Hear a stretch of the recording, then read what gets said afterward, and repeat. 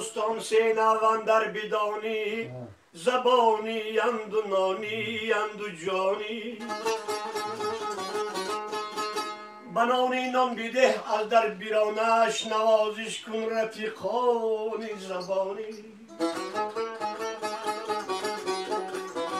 ولیکن دوست جانی را به دستار با جانش جان سپار گر می توانی در انتخاب یاران هرگز خطا نکردم من دامنی صداقت هرگز رها نکردم با صلح می روم من بر آستانه دوست زنگوله های دل را زنگیری نکردم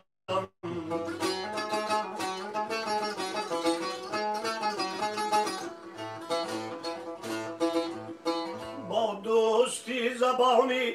عرضی سکوت نمودم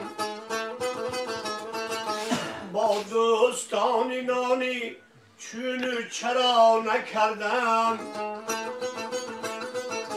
هستند دوستانی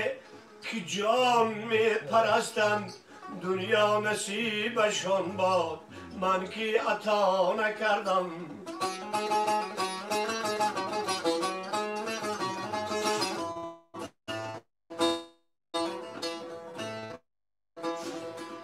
ای دوستان جانی جانم فدایتان با غیر شما کسی را در دیده جا نکردم در چشم مهربانم مهر شما نشسته نبود لحظه که یادی شما نکردم